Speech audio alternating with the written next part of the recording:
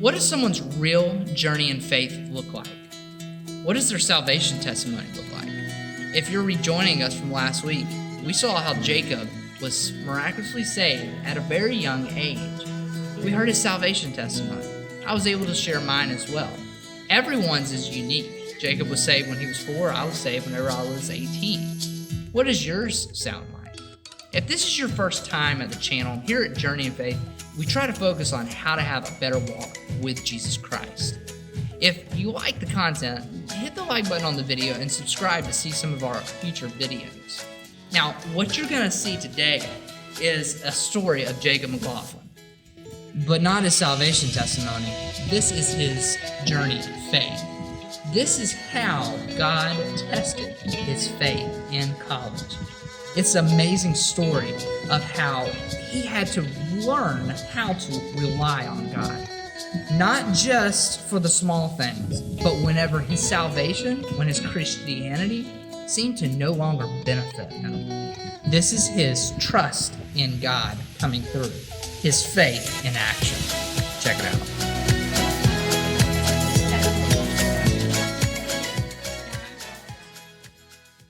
So my first 2 years of college were amazing. You know, I was loving it. I was getting good grades. I was starting for football, so like everything seemed like it was falling in place. I felt like I was living for God. I helped start a Bible study. I helped God allowed me to lead 7 of my teammates to Christ.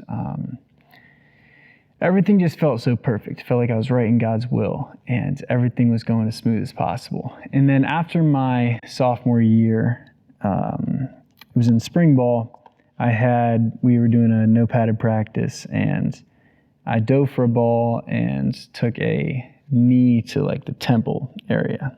So I blacked out, woke up, and I thought, all right, well, definitely have a concussion, but I'm going to be good. I'm going to be straight in a week or so. And so ended up, a week passed, still wasn't good. 2 weeks passed, still wasn't good. Then I had to take finals, which was insanely tough with a horrible headache every second of the day and not really studying finals week. So anyway, I was like, all right, I'll be straight when I go home. When I go home for the summer, everything will be good. And so right before I left from school, I saw one of the team doctors there, and then I had to go get a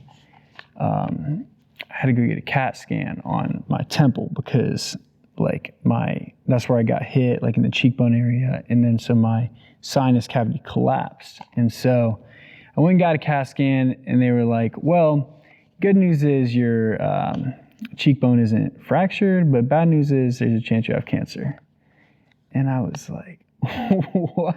I was like, are you? I was shook. I was like, what is this? And then I started to really question God at that point. At that point, I was like, God, I'm doing everything I possibly can. I feel like I'm saying no to all of these temptations. I'm not living all these other people, and why am I not being blessed? I was like, everything up into my life I've mostly been blessed for. I really hadn't had any too hard of struggles. I've had little things here and there, but being a Christian has always benefited me.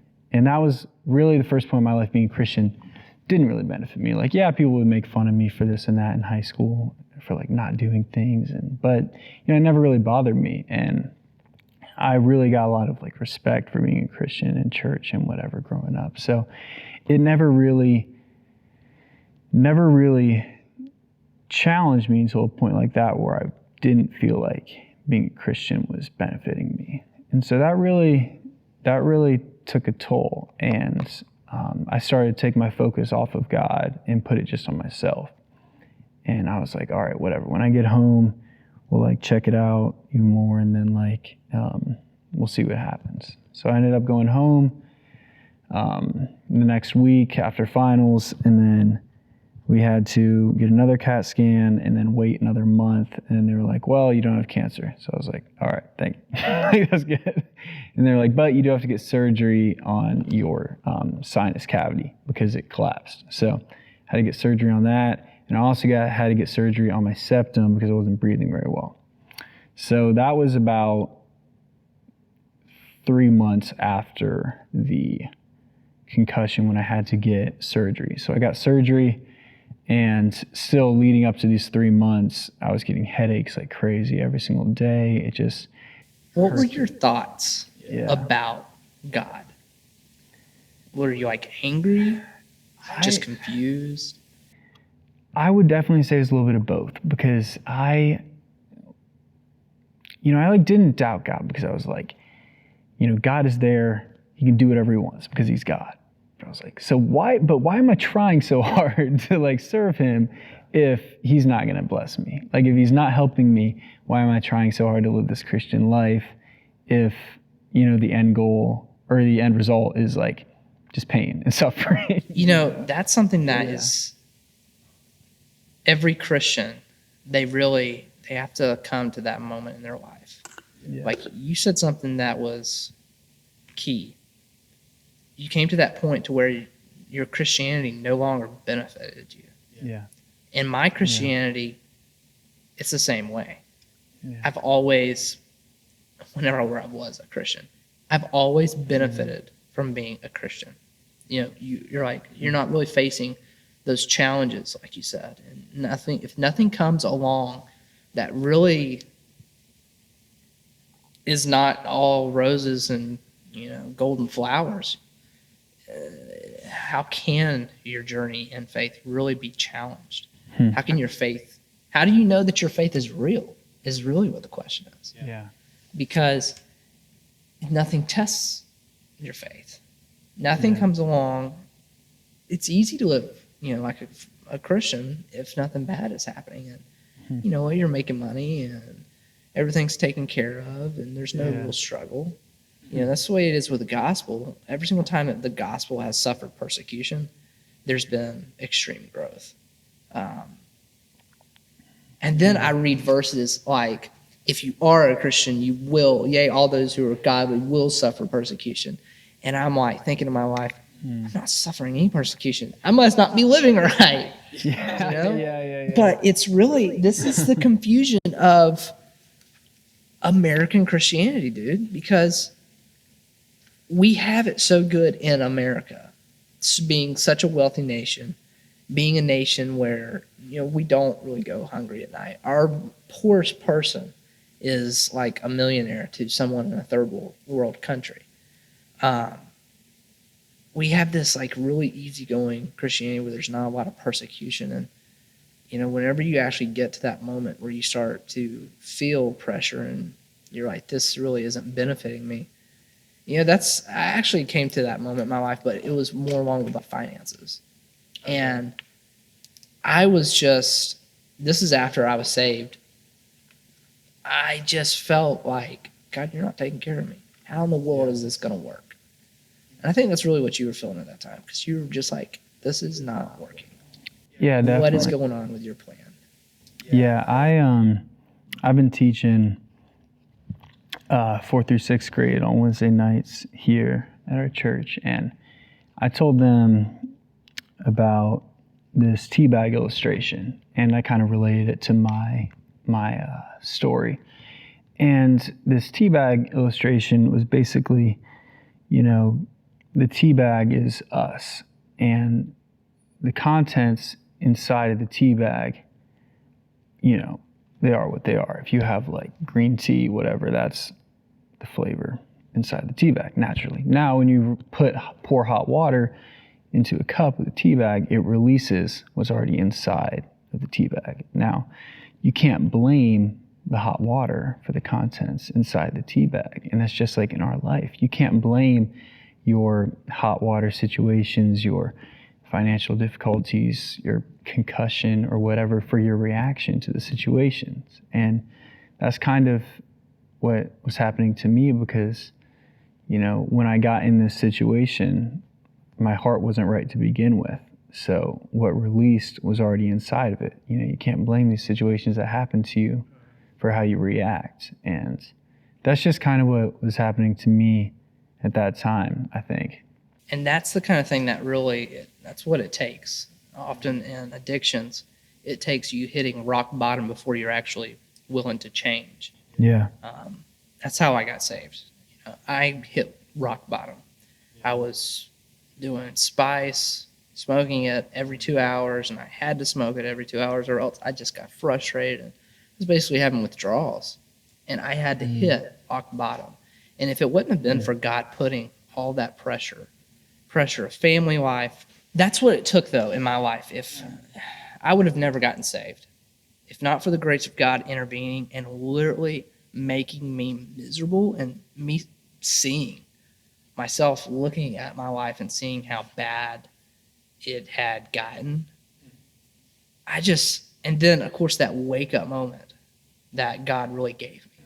Yeah. It was like the Damascus Road with Paul.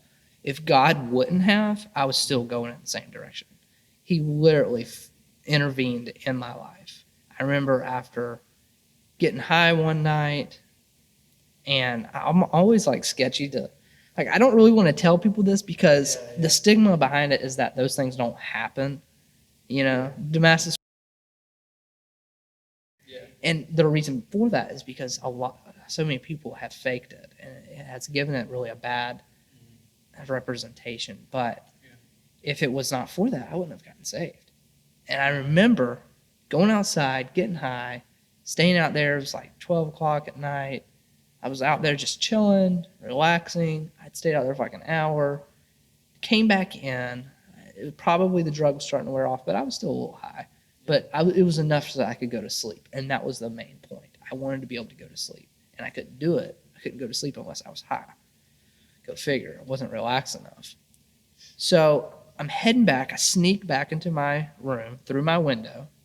That's usually the way I got out. I just lifted the window up, went out, came back to my room, and I was about 3 feet from my bed. And I don't remember if there was light shining down or anything like that. All I know is I heard the voice of God, and it stopped me. And it was basically, Ethan, you're not going to do this anymore. And everything that meant, everything that was behind that voice, everything that you're not going to do this anymore, I was like, okay, so I'm about to die. God's going to kill me. I knew exactly who was talking to me. This was so what paused me. It wasn't like I was like, who are you, Lord? No, I was like, okay, God. But then nothing happened. I didn't die. And I thought to myself there for a second, like, is he not going to kill me? Yeah. Because that's what I thought. Jacob, I thought literally. He's going to strike you dead. Yeah, he's going to strike me dead right here. Huh. But so how did you respond to that? He asked me the question. Yeah. Why are you doing this? And basically everything behind, you're not going to do this anymore. You're going to choose right now what you're going to do. So amazing grace intervened into my life. God called me at that moment. And this is the reason why, we believe that the Bible does say that God calls. Yeah. He does elect. However, that key phrase, choose what you're going to do. I had a choice. Therefore, the free will of man was not overridden by the will of God. In my own life, I had a choice. I could follow God at that moment, or I could die. Now, I thought maybe God wouldn't have allowed me to die at that moment. Maybe he wouldn't have killed me. But I definitely knew this was my last chance. And I asked myself, why are you doing this, Ethan? Mm-hmm. And at that moment, it just rang loud and clear. You don't have a real relationship with Jesus Christ. It's not real. And it wasn't I don't think I'm saved. Didn't I say a prayer? No, it was like loud and clear. You're not saved. If you went and died right now, you'd split hell wide open. And it was, I know I'm wicked and a sinner, and I got down on my hands and knees right there at my bed. I asked, I said, God, I don't think I'm saved, but if I'm not, I want to be saved right now. Yeah. And from then on, like the Holy Spirit indwelt me at that moment of salvation, and I began to live for Christ. Did that mean that I stopped smoking? No, I was addicted. I knew I couldn't go to sleep without smoking. Yeah. So at that same time, I got a job working at a bank teller as a bank teller. It was the worst job that you could ever have while being high, because all the mistakes that you make counting money while you're high, hello. And like, I remember getting that job, and it was such a break. Again, that was God intervening again. And at this job, okay, obviously, because before I was selling honey, I could literally sit on the side of the road, smoke spice all day long, and get away with it. I mean, it wasn't like it made me incapable of doing my job. Yeah. So you just had the concussion. You're going through all these tests. Yeah. You're in this limbo. Yeah. Confused about God, hate God, not really sure. Mm. What happened next? So after my surgery, well, right before my surgery was a pretty big moment, because basically that was the moment when I realized, I wasn't gonna be able to play football the next season. And I was like, I called my coach and then like a bunch of my teammates, and not only could I not play football, I couldn't go back to school that semester for a couple reasons. For one, I'd still be recovering from my surgery, and two, the neurologist said it probably wasn't smart to take all those classes and have to think all the time, because concentrating was like the number one symptom of mine that gave me headaches. So that was a pretty big moment, because I was like, God, like, why? Like everything is falling apart, and I was like, everything was going so smooth, I was doing great. I was like on track, and I thought I was completely in God's will. And then, God said no. He said, not right now. And so got the surgery, recovered, horrible, headaches every day, just horrible. Basically, I had no desire to read my Bible or anything during that time, because I was like, why? Like, what's the point? Like, what's the reason of like trying so hard for nothing? I felt like at the time. And I took like a few online classes, and even that was like really, really tough, trying to concentrate throughout that. Dude, yes, it took me so long just to do like a chapter, just to try to like take a few minutes and take like a break, just because I couldn't focus for long without getting headaches. And I don't know, it was really tough going through all that. And then after the surgery, a couple months after the surgery, which had been about like 6 months after the concussion, I like still couldn't even work out. I was only taking a couple classes online, but even that was just like torture to try to think through and try to just study. But basically leading up until a couple months after that, I was still getting headaches, and at this point it had been like 8-9 months after the surgery, and I was still getting headaches every single day. And so of course I was looking back to go back to school the next semester, because I wanted to keep playing football and keep going to school and everything. And then